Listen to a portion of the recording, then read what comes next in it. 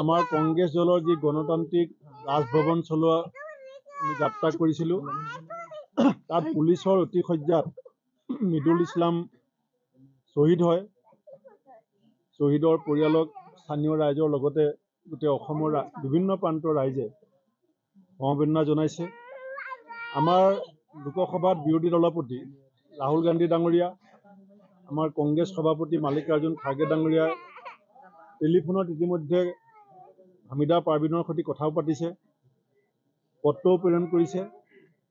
আৰু ৰাহুল গান্ধী ডাঙৰীয়াৰ প্ৰেৰণা আমাৰ অসমৰ মাননীয় বিধায়কসকল, সাংসদসকল, প্ৰদেশ কংগ্ৰেছৰ বিষয়ববীয়াসকল, আমাৰ বিভিন্ন জিলাৰ নেতৃবৃন্দই সকলোৱে স্বইচ্ছাই হামিদা পাৰভিনৰ দুজনী ফুলকুমলীয়া ছোৱালীক যাতে বিপদত নপৰে, সদ্যহতে আমি এককালীনভাৱে আমাৰ দলৰ কেন্দ্ৰীয়ৰ পৰা ৰাজ্যৰ সকলোৱে মিলি টকা 25 লাখ আমি পৰিয়ালটোলৈ আগবঢ়াইছোঁ বৰঙণি হিচাপে।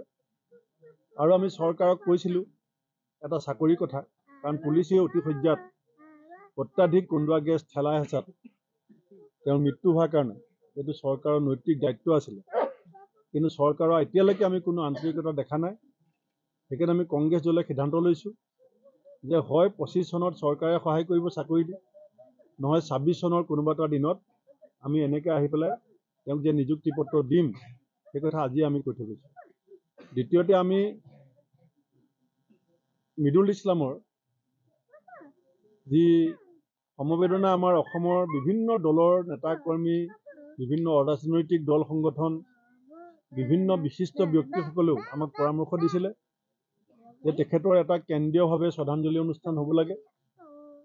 আমি সদ্যহতে 18 জানুৱাৰী বুলি ধৰি লৈছোঁ, এমাহ হ'ব, কিন্তু এতিয়া শুনি আছোঁ পঞ্চায়ত নিৰ্বাচনো ঘোষণা হ'ব পাৰে।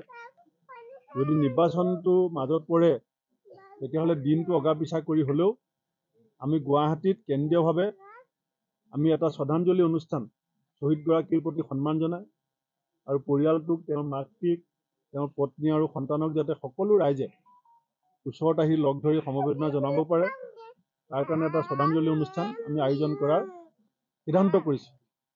আৰু লগতে এয়া আজি আমাৰ যিটো আগমন প্ৰদেশ কংগ্ৰেছ বা বিধায়িনী দল, আমি এইটো আৰম্ভণি, এই পৰিয়ালক আমি কেতিয়াও নেৰোঁ, আমি সকলো সময়তে তেওঁলোকৰ লগত থাকিম।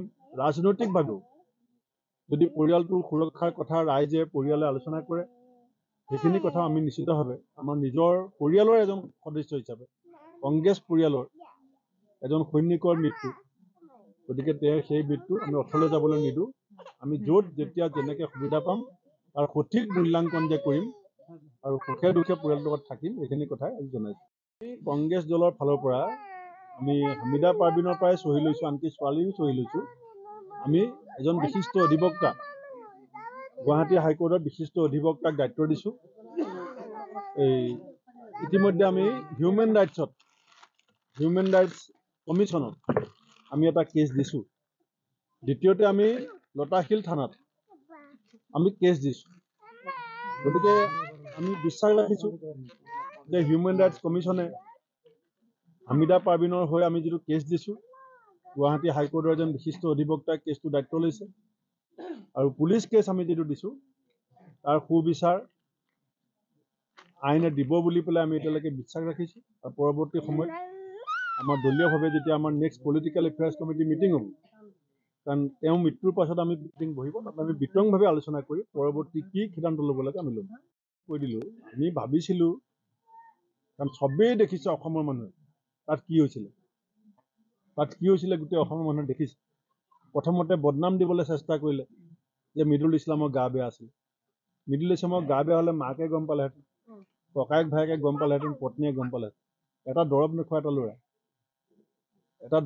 এটা ল'ৰাক প্ৰথমতে চৰকাৰে বদনাম দিবলৈ চেষ্টা কৰিলে, আৰু পোষ্টমৰ্টেমৰ পৰা উলিয়াই অনাৰ পিছত আকৌ সোমাই নিছে।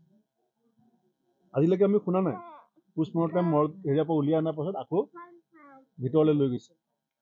গতিকে গোটেই কথাখিনি চৰকাৰে কি কৰিব বিচাৰিছে আমি চাই আছোঁ, কিন্তু এনেকৈ চৰকাৰে ভাবিব নালাগে যে কংগ্ৰেছ দলে কথাটো সহজভাৱে ল'ব। আমি ইমান সহজভাৱে লোৱা মানুহ নহয়। আৰু আমি মৃদুল ইছলাম বুলি এতিয়া আমি অকল কোৱা নাই, কংগ্ৰেছ দলৰ পৰিয়ালৰ এজন সন্মুখ সমৰৰ যোদ্ধাক আমি হেৰুৱাইছোঁ আৰু ইয়াৰ বিচাৰ আমাক লাগিব। আৰু যিটো পৰিয়ালে পাব লাগে সেয়া আমাক মনীষীসকলে কৈ গৈছে যে তোমাৰ যিটো প্ৰাপ্য সেইটো যদি তুমি নেপোৱা সেইটো তুমি কাঢ়ি ল'ব পাৰিবা। হামিদা পাৰভিনৰ যিটো প্ৰাপ্য সেইটো যদি নাপায় সেইটো কেনেকৈ আজৰি আনিব লাগে সেইটো আমি কংগ্ৰেছে জানো আৰু সেইটো আমি কৰি দেখুৱাম।